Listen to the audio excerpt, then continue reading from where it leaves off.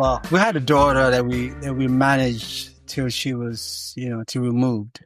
But it was at first I couldn't imagine it, but you know, I was on my bike. I'm a biker, so I had a bike seat. I invoked Amsterdam. I was riding right to get to school with bike every day, get my workout, get my meditation on. So it was actually a good good experience for her to have experienced school, being taken to school on a bicycle every day until she was 5, 6. So that was quite an experience. And I mean, we had to move, obviously. We were in Bushwick, and then we moved to Williamsburg. Williamsburg was where I used to live. So because she was attending Brooklyn Harbor, which is a magnet school in Williamsburg. So we moved like literally a block from the school. So so that made it much more manageable, if you will, except for the noise. I'm curious about that.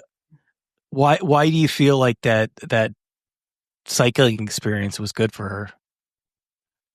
Oh, because she always looked forward to it. Like the outdoors, the fresh air in the morning. Getting to school. It's a different vibe.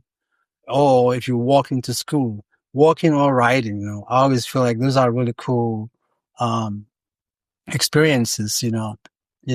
Experience the neighborhood while you're going to school, saying hello to neighbors as you're going by. All those things are really cool. I don't know if you ever cycle in Manhattan, but cycling in New York City it's an experience unto itself. Yeah. I mean, I when I moved to New York, I moved with that in mind. Matter of fact, my first gig while I was trying to settle in, I was a bike messenger. I did the bike messenger thing because when I started riding, I started riding in Washington D.C. before I moved to New York. In D.C., I rode my bike because it was part of my therapy. Because I had this really horrible, strange thing that happened where my knees and my ankles got swollen. I had this arthritis that the doctor had told me that, hey, we've never seen this. We've only had 5 cases in the country. Right? You never want to hear a doctor say that they've never seen that before. I'm like, why me? And you know what? Get this. It says it only happened to athletes, people who were like extremely active. And I was in training for like a martial art tournament. So I was in heavy training, and I was like, woke up with all this pain. I said, why do I have all this pain? I didn't kick in the bag. I mean, freak accident, man. Freak thing happened. I ended up incapacitated for like almost 6 months. Couldn't walk, So I had to force myself. I mean, I was on all medication. I forced myself, and I started riding my bicycle. I ride to the pool to go and do exercise in the water. So the pool, the bicycle, always was like my savior. And before I knew it, I rode to work for 2 years straight in DC, and it just became this really amazing. It changed my life. Because when I always felt like riding is one of the most elegant exercises. When you're on your bike, the smooth pedaling, the type of nutrition you should be on, so conserving of energy, and obviously on a larger scale, you environmentally safe, So that became like my thing. So going to New York, I didn't have to drive. I was on my bicycle. I did the bike messenger thing, finally found my spot, got a warehouse space, where I was doing my fashion thing. So all that was very, very organically, evolving, right into, my fashion, then music, all that just kind of like came on top of each other, as a stack of experiences and experiment, I was reading up and I did encounter your Wikipedia page, and I was like, this can't all be true. Yeah, it's, it's like, independent of being in a band for so long, like you've led a wild life. Oh yeah. It's, that the freedom that it offered me, man. Like after my regular job in DC, I was just looking for a way to free myself from the rigors because I always felt like I work 24. I'm like one of those guys that work all the time. And I felt like whenever I'm working for someone, they don't understand how much I'm bringing into the gig, like, I'm here for you. I'm going to put 110. So I was doing that even with my first job. And then I got dejected. Like, this people don't even appreciate a hard worker. you know, I said, I'm going to work hard for myself and I started my own business. So I've been operating as as a independent artist slash freelance artist, your typical illustrator doing album covers, and then Macintosh came in to the picture. It changed everything. So I was on the first generation of artists that had to switch to using computers, and I could not really. I didn't enjoy the process. I held on to my analog ways, even though I use the computers as a tool, I never really fully stopped doing uh, my typical illustrations in the way that I do them. But obviously, I didn't pursue that as a career because I had already done it. In like one, I was already working in a company as the like the corporate artists, who wore funky ties and had dreadlocks. And then, I was one of those, people saying, man, you don't look like a corporate guy, but I was working in a corporate office, so I knew it wasn't going to last that long. It strikes me though, and the reason why I brought up looking Wikipedia specifically, like it strikes me that part of that hustle is doing a lot of very different things. Yes. Yeah, almost it's like part of how I felt like I needed that edge. You got to have, and the more you brought onto the table, the more I could edge out my competitors. It was always about, the next thing you could do. So hence for me, medical illustration gave me that wide range of, a way to interpret, um, illustrations or painters or whatnot. So I had that palette where I could change, medium, and I was constantly pushing myself to try different mediums. So I wasn't, just, stuck on being a pen and ink illustrator or pencil illustrator or whatever, watercolor. But airbrush became the closest to to being a digital art. So I became an airbrush illustrator, which I combined airbrush. So I was always adding on to my arsenal in terms of, of an illustrator. So that gave me that, like the confidence that it did not really matter which trade I was going to go into. I brought in my skills from how I compose. I compose meaning like composing, art. If I wanted to have a blank canvas. So everything was a canvas that I could, now express whatever I wanted to express.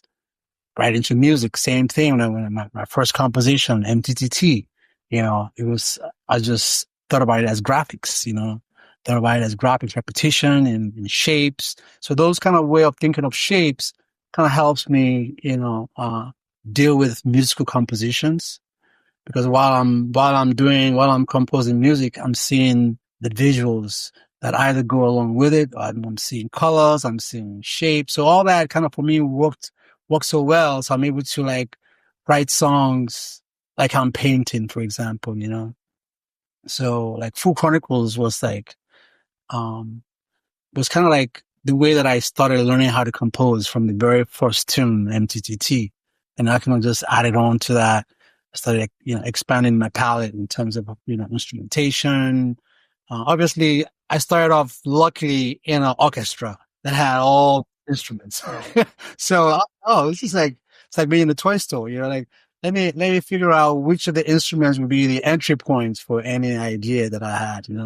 So throughout all my compositions, I would, each instrument that I eventually, get comfortable with, that would be the instrument that I would begin illustration with, create my language around that or create a shape around that. And of course, martial arts being, my passion from when I was 10. It wasn't until I came to America when I started studying Jiaoga Kung Fu, and I gravitated towards the lion dance and the music part of it, like the drum, because I was already like a drummer. So I became the focused drummer for our lion dance, performances from all Chinese New Year, like in Chinatown, Washington, D.C. I was there every year with my, colleagues, going from store to store, business to business, bringing them good luck. So, that whole, for me, it was like doing good. The good doer in me was alive, And I always felt like whenever I was doing this sort of, service, it felt good, I like it was raised my vibration, and that was where I was getting my, my sweet spots in life, like this is, every time I look forward to one performances, I'm excited, so that kind of feeds my, my creative, mind, yeah. Can you explain a little bit what the Lion's Den is? Because I know that also plays an integral role in this new record. Oh, well, let's say, Lion Awakes. So, the mythological story based on the lion, which is the food dog. The Chinese food dog is also called the Chinese lion, and its role is to protect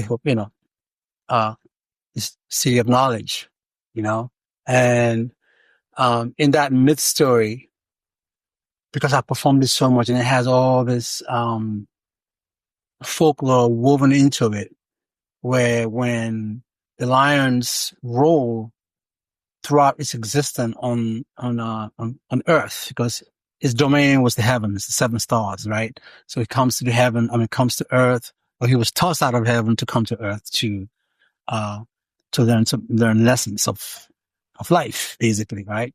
So so basically, I placed him in a place where I felt like where I first experienced martial arts. I placed him in Africa.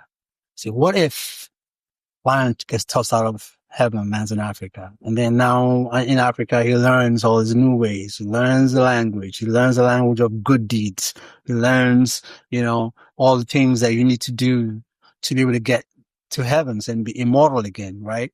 So, in that story, I feel like I'm embodying this lion, and I could, do the things that a lion does, which is being a good doer, bringing, opportunities to people to be able to learn about how powerful they are as individuals and how you're limitless and how you too can be immortal like the lion through the way you think and the things that like the thoughts and the words that you use can basically shape the person who you are as well as your immediate environment. So the lion for me, plays a big role in terms of my personality and the personality of humans. Humans need to, or at least us as a society, can learn so much from that myth story. Doing good brings you more good, right? And it raises your vibration, makes you a bit more, makes you the kind of person that you should be as a good doer, And in martial arts, that's kind of one of the things. Being a hero is always like being is your number one tenet to being a martial artist, is to be able to deploy violence, deploy injustice in the community. So it's more of a community leadership thing that the lion expresses. Leadership in a small community.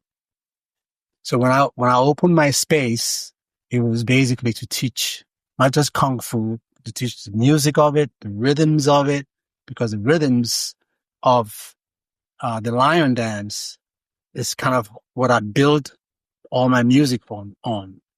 And those rhythms are named 7 star, 7 star rhythms, but it depends on how you phrase it. The phrasing can be different, but you still, um, get an inspiration from those rhythms. So the lions is symbol of good luck, basically. It sounds like through your studying of martial arts that you found this kinship, this connection with Eastern culture, with that Eastern mythology. I know that like there's some Cantonese on this record, but you instantly connected with as you were learning through Kung Fu. Absolutely, yes. For example, like the language, even the language and the inflections and some of the intonations in the language reminds me of my language, you know. Uh, and there is a connection between the Edos and in Japan, for example, like the first capital city of Japan used to be called Edo, you know, and they draw connections to people as well. So that for me had always been like a very curious thing, I mean, I could go like, I didn't get into like the linguistics of word for word, but I've seen someone's post on some of the words and how similar they are. So it's like, that's cool. It's cool because I felt that it always was. So the feeling for me was more where it's at, and also like in martial arts, a lot of the yells, uh, to move energy to parts for me also, reminds me of, some of our singing back from where I'm from, and then whenever we get excited and whenever we wanted to like get someone, if you want someone to, catch the spirit, if you will, there's all these yells that you must do, and pounding and slapping just to kind of move and awaken parts of your body. So this for me is a cultural kind of thing. Besides the pantheons being also very, very similar in terms of like Shango, the god of iron, Shango, the god of thunder and lightning for me. And my lineage, and my personality aligns me with Shango. And the energy of Shango, stems from the 7 stars. There you go. And here's all its connections, just say endless connections, it's like, lightning and thunder comes from there. And it's also the place where you have, it's a place where life and death meets, so all these little cool things where there's a place to reawaken your spirit, and or reincarnate your spirit, because you can reincarnate all that right here on planet Earth. And I think, there are so many layers to energy that a lot of us, have access to from regular practice, and it could sound esoteric, but from my practices, I've really been able to, harness, some of his energy. I see results for myself, and it helps me able to convey. And I always thought that, wouldn't it be awesome if I can combine all this in a song? So when you're listening to the music, you are getting all the subliminal, effects of what it does to the spirit. Besides for me, chosen words and the thinking that went into all the rhythms and the melodies for me, it's kind of like, like I'll alchemy kind of listen. If you listen to that music enough times, I feel like it has that effect on the listener, because it does that to me, hence obviously I wrote, these songs, and the way that I compose as well is like, I tend to compose like I'm doing, say, like a martial arts form. Like when you're doing your form, not only are there repetitions involved in it, but the process of building your movements and understanding them is sort of what I employed in writing, the music. I take my time and rush, or most of these compositions are kind of initiated like almost 15, 20 years ago. where I kind of slowly build. And like I have another whole stack of stuff that I had worked on back then where I have templates and stacks of shapes of rhythms that I've looped over time. And then when I return to them, they ask for something, like it's like you playing something, you listen to just one groove, all of a sudden it's like it's talking, it's expressing something and is waiting for a response. So all the responses is kind of how I build my music. And it could sometimes take three groups of instruments that's calling for one or vice versa, so I can weave my way around as you would do like a multiple choice question where you can, and then I kind of like, see what aligns best, what's speaking to what best, which groups work best, and then what's happening in the times. Because what's happening in the times can either those melodies or those grooves could just align with it, where it's the solution is it needed a resolve, or it needed to do something, and then the last element would be all my lyrical embellishments, which is now bringing in the things that those grooves are inspiring in the current times, Like I feel like this album, for example, I started working on it right around right around when we had the Millennium Bug. When everyone thought 2000 everything was gonna what was gonna This new record you were working on 25 years ago? Parts of it, like aspects of it. It could just be maybe a rhythm that I had already addressed or that I had already done something with in my practice, and it's called at that moment, and then it becomes relevant to that time, So I don't have I don't have time constraints to all the things that I've written. I've written over 1,000 grooves that I every once in a while I go into my phone and just listen to them again. Well, I think so. Every time I'm listening to them, it reminds me of when I came up with those things. When did I do that one? Oh, that was so like they kind of like have this like a memory bank of its own where it helps me recall. And then maybe I recall a part, and that part is what I now say, with this part now, I'm going to build this for this year. So I have things that I can pull now that I can just say, okay, then you need this will work for 2026, 2027, whatever, like I have an album that I'm kind of like messing around with for the next.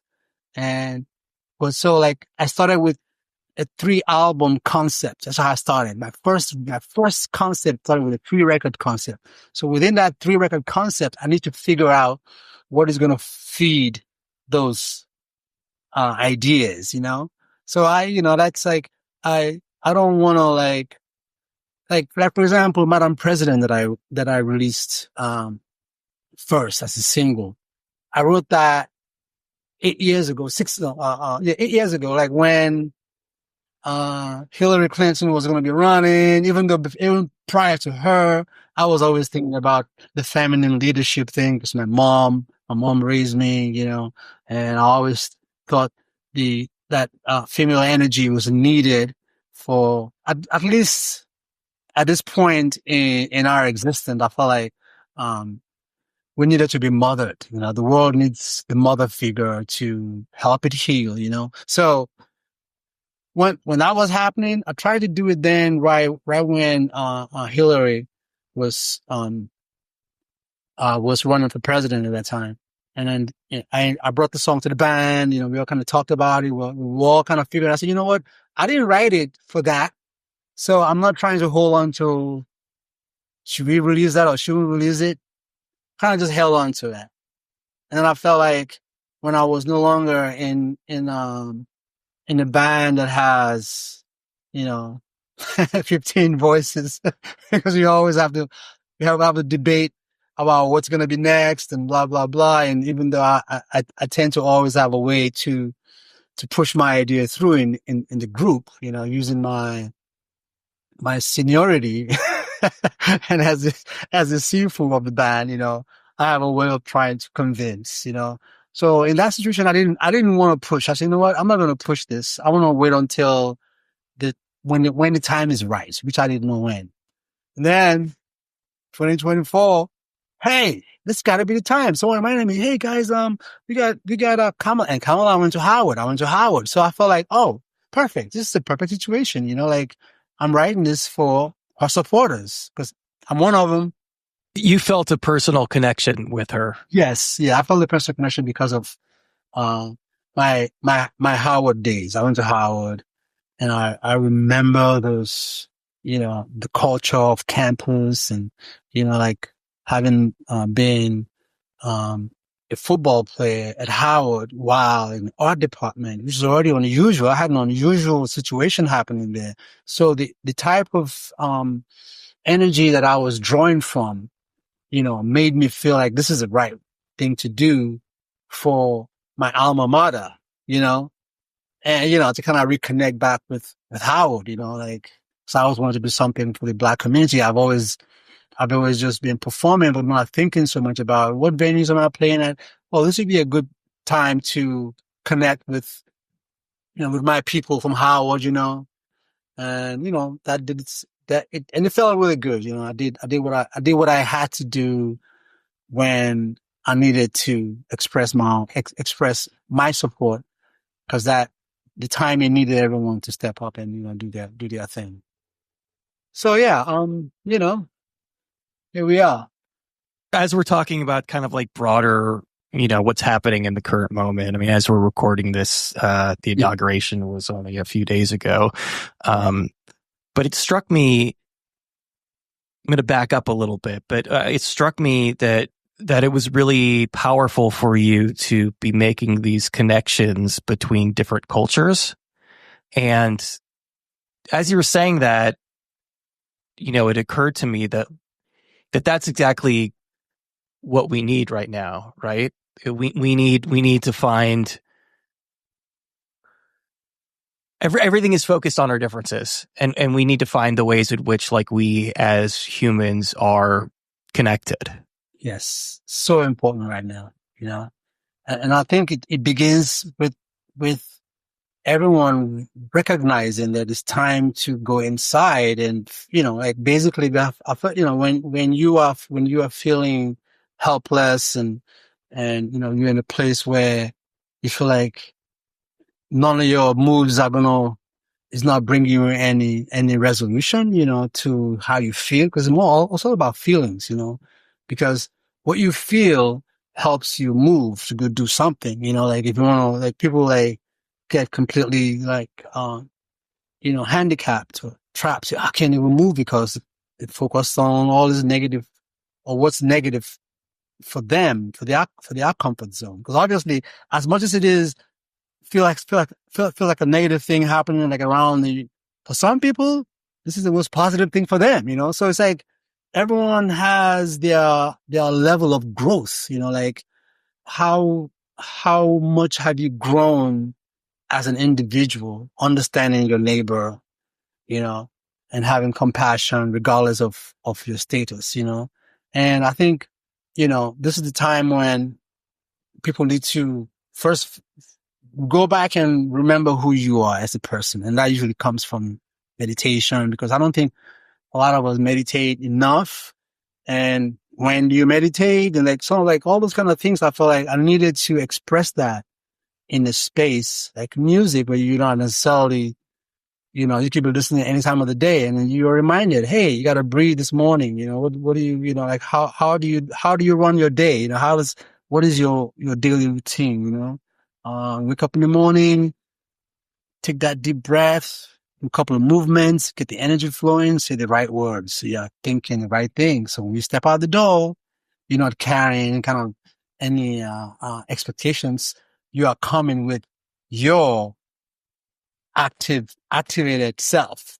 I got my love on, whatever I'm coming out, And then when you meet people, what's radiating out of you influences them. And people don't, the things that we don't see, obviously, when they say, "Hey, this guy's man, you got a cool vibe. Your vibration, you walk into a room and the room just lit up." It's because you got this way of, building yourself before you walk out the door. Like, what is your theme song? What do you do? Like all the things that I was always doing in my teaching class. I teach 3 times a week on Zoom. And I started teaching 5 times a week on Zoom during the pandemic because everyone was at home. So I felt like, hey, this is an opportunity to get people to start meditating and movement. So moving, once you meditate and energize it inside, then you need to move it. And as you're moving it comes to show, obviously, your kung fu movements. And if it's not kung fu movement, just walking, could be running, could be on a bicycle, whatever it is. So that, for me, that practice was an opportunity for me to now express that to those who were closest to me, those who were willing to listen. And pandemic time was the perfect time. And I continued. I haven't stopped. Even though I was teaching traditional martial arts back in the days where I would teach in person, meet me in a park. Sometimes on the weekend, I had private students. But now on Zoom, the Zoom thing for me was revolutionary because it not only forced me to teach a little bit differently, but explaining my words much more in depth. Like whenever I wanted to explain a movement, if you're going to throw a punch, what's behind that punch? The punch you got to have love behind that, because because that frequency or that energy of movement with love is much more powerful than if you are reacting out of anger and whatever hate, right? So it's like you go out with anger, it pulls a shield over you because then you don't see clearly anymore because you're blinded with anger. But if you go out with laughter, smile, and happiness, if you are defending yourself with a smile, it's much more lethal than like you're trying to punch someone and you're smiling. You know what I'm saying? Like that to me is the most unusual way of expressing love, where I'm going to protect myself and you with my love, because when I'm hitting you, I'm not hitting you to maim you. I'm hitting you just enough to get your attention that, hey, I could do another one here and this would end you, so like whenever I teach martial arts or teach self-defense, I teach first art from love. Learn how to smile. Learn how to have laughter in you. Don't take it too seriously, because when you're taking this too seriously, you stop the flow, So, it's a different way of teaching, but you know what? If that's the place, if love and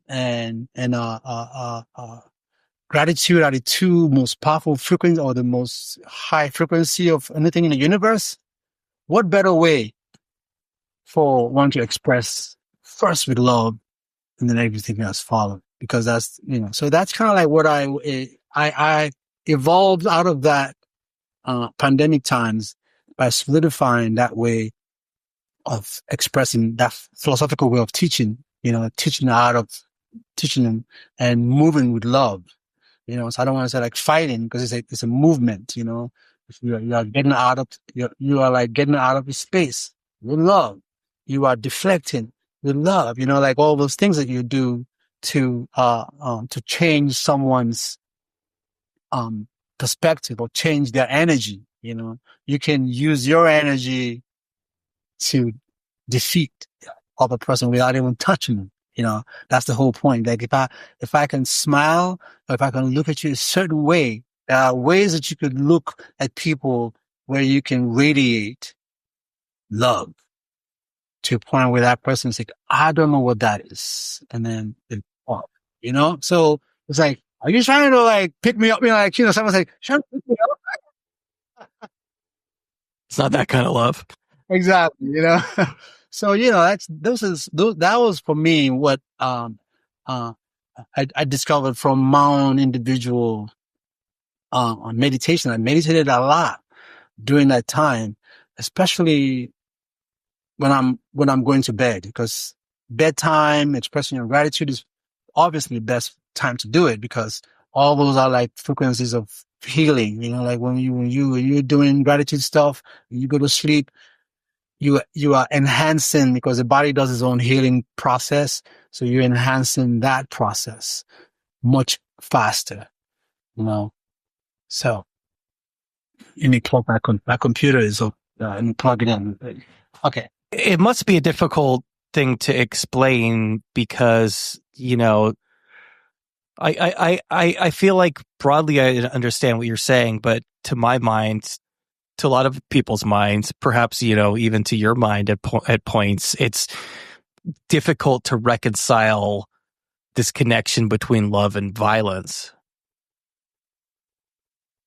Well,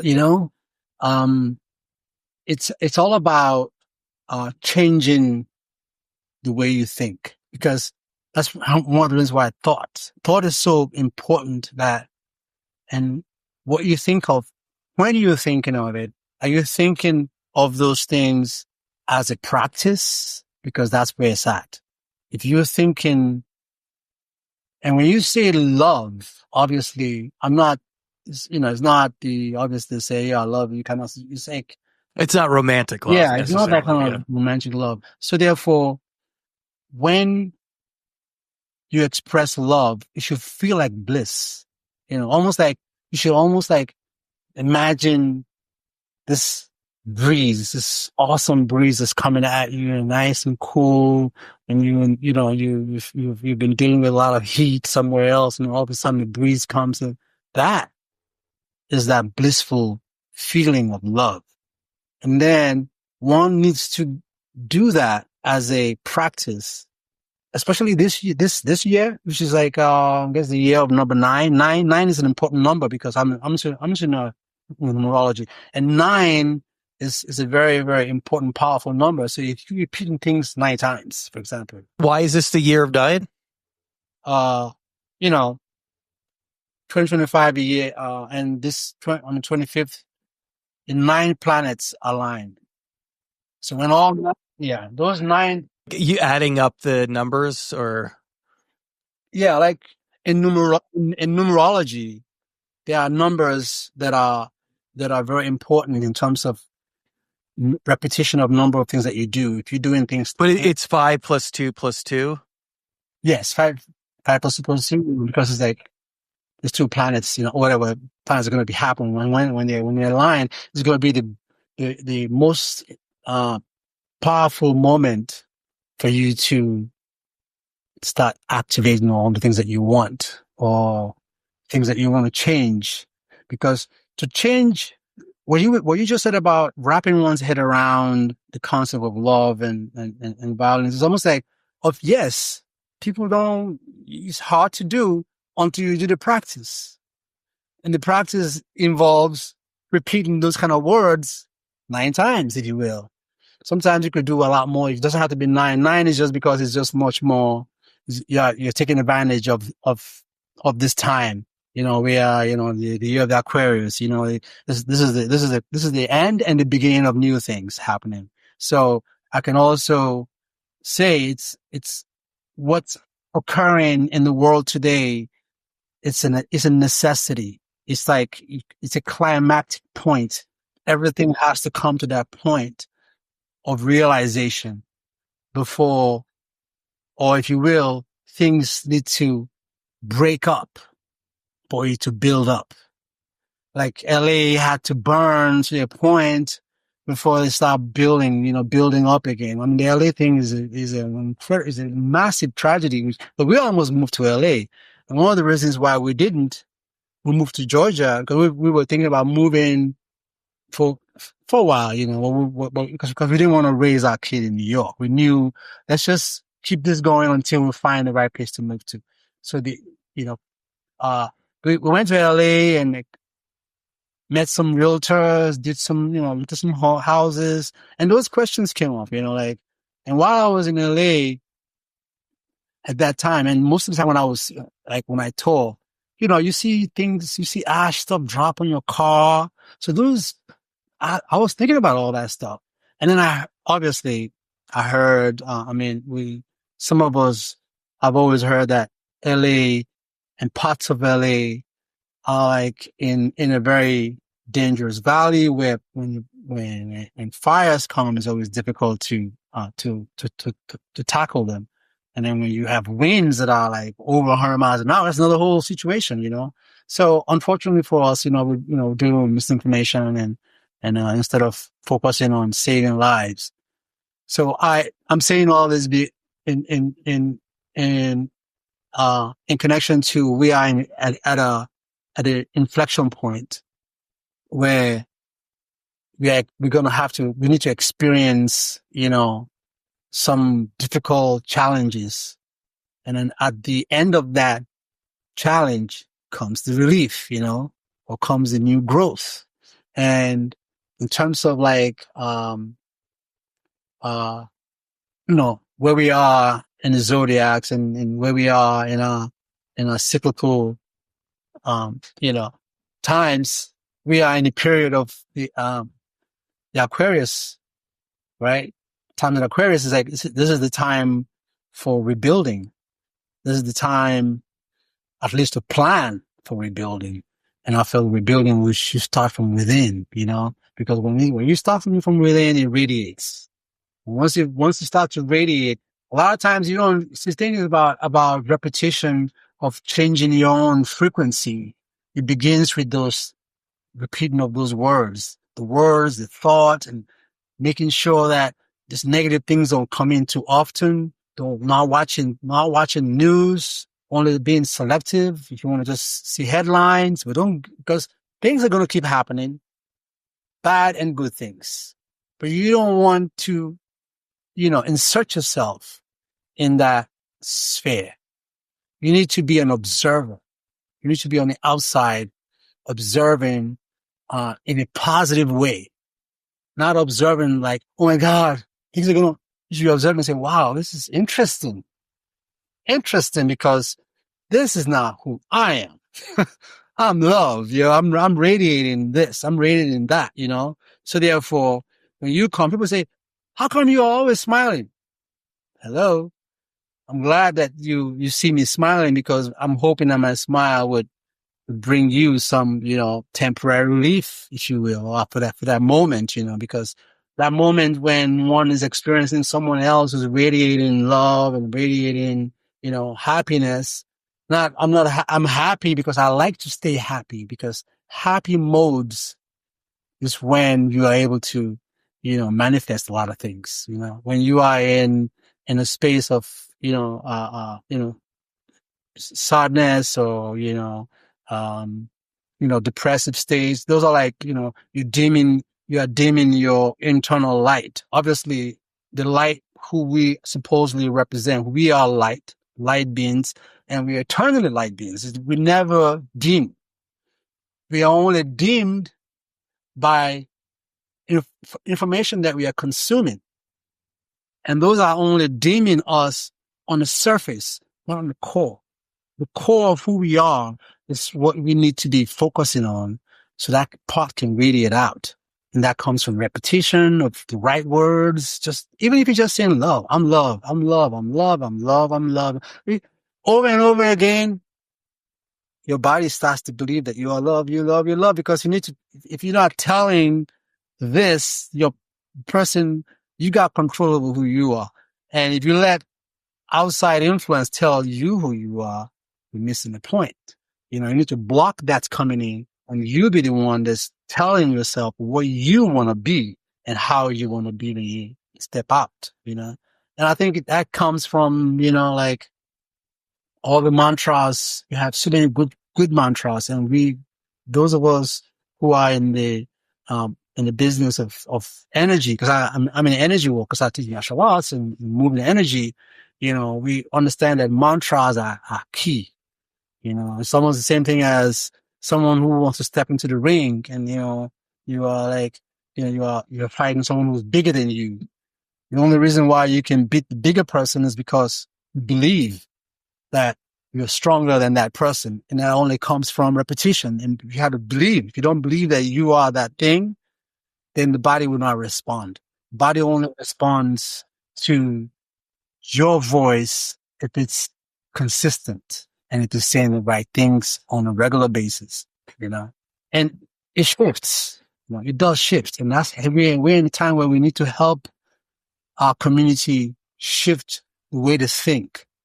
Not necessarily going to go out there and change everything, but the way you think and the way you act individually would influence without you having to do anything.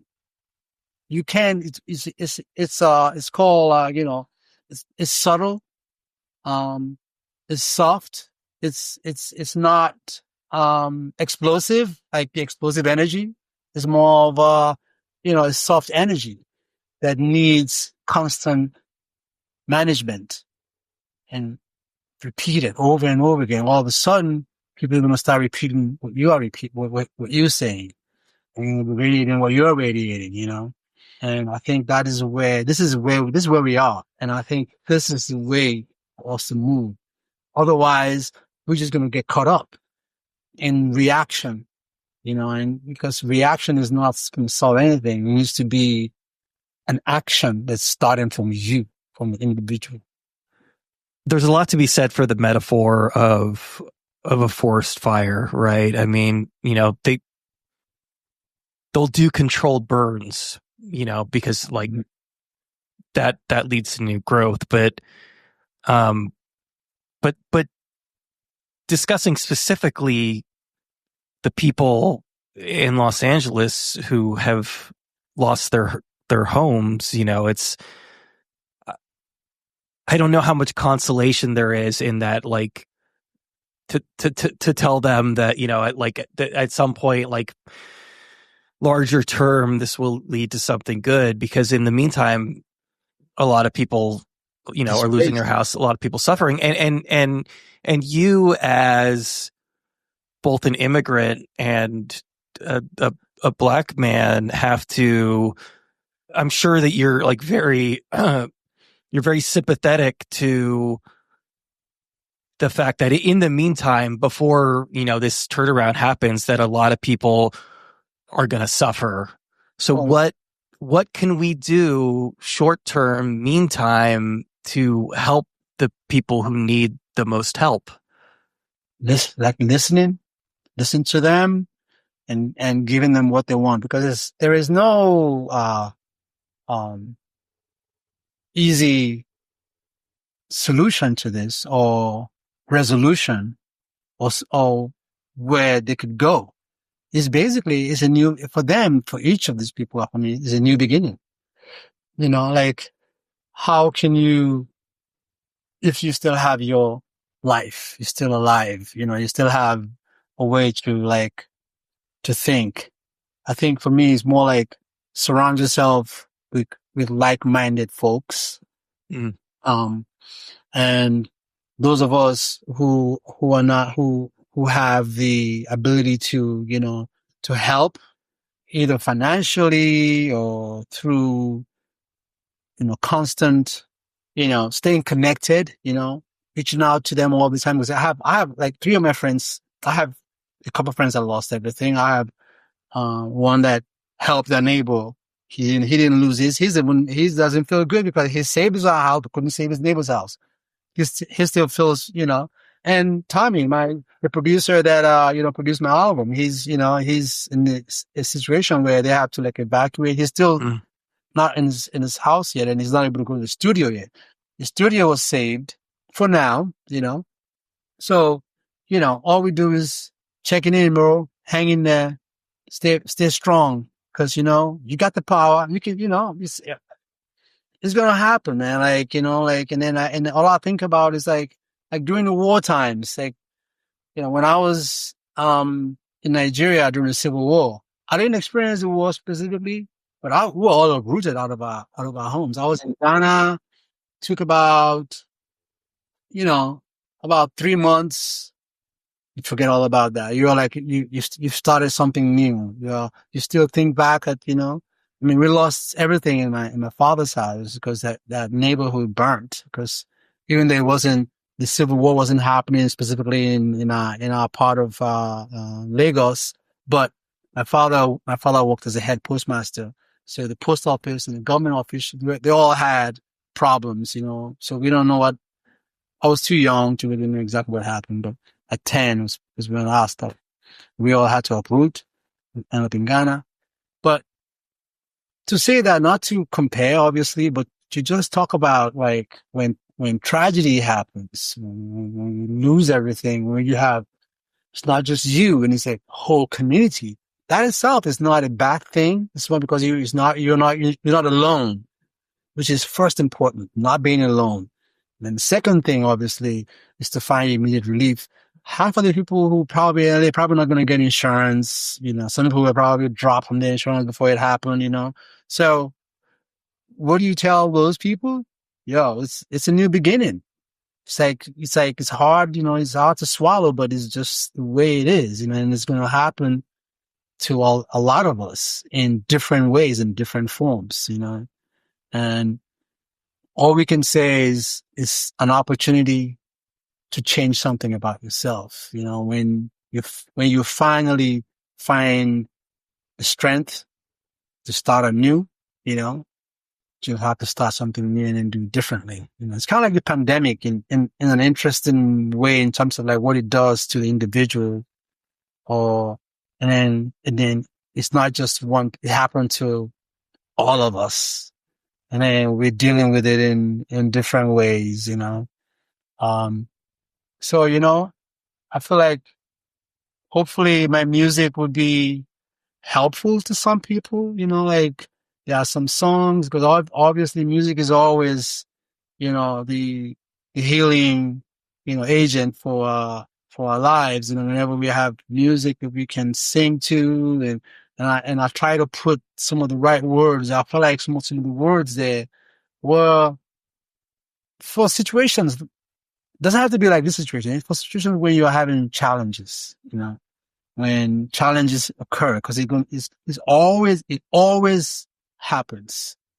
So in one of my songs, in Lion Awakes, I say, change is going to come anyway.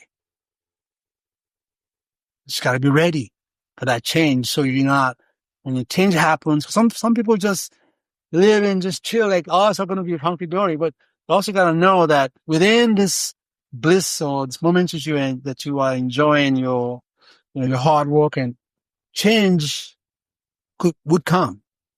It could be good or it could be bad, or it could be, but for the most part, you can't think of it as bad. You almost have to say, if that change occurred, I'll find the good in that change. Mm-hmm. How do you impact that to someone in LA? It's like, change is going to come anyway, stay ready to adjust so you can meet up to this new, found, whatever it is. If you find a thinking method, a new way of thinking, new mantras, it can happen and it can get better. It's like, it doesn't have to be, the way that it was before, So you almost got to embrace the change, and that's like kind of what happens when it's almost like when, someone, goes out and then you lose an arm or you lose a leg, obviously these are all like tragic things. There's so many tragic things that occur. You lose your loved ones, like all those things that you feel like, but the fact is, if we remember who we are as spiritual beings and that we are limitless, if you think that you are limitless, you are.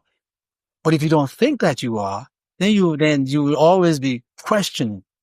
So that when you just part of this whole practice is like, regardless of your condition, you almost need to realize that things are going to happen, they're going to come. So just fortify yourself from inside. So when that happens, it doesn't last too long. You don't want to be caught up in like 1 month, 2 months of like, you need to be able to pick yourself up, and start finding new ways and, the new community that you hopefully, because this in LA would build new communities, like people who would align with each in their own little groups, and they're going to form, new, what you call new alignments and, a new purpose, if you will, or find a new purpose out of this. It's gotta be, because otherwise you're gonna be there and you cannot wait for the relief to come, because it just might not come.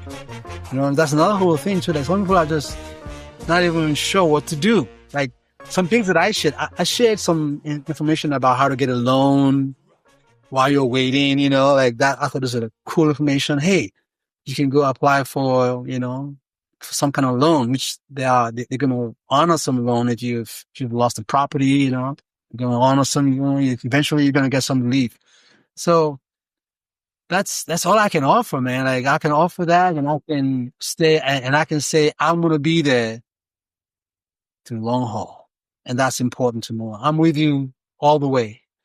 Not call 2 weeks and then person disappears. I think it's more important that we stay with our friends. We stay in communication with them, and we help them navigate. And while we stay connected, we're helping to, express this new way of thinking, figure out how to, some people might find religion out of this, but more importantly, remember that it's more on the inside. Like, the work that you do for your inside is what's going to help you through any challenge, any discomfort.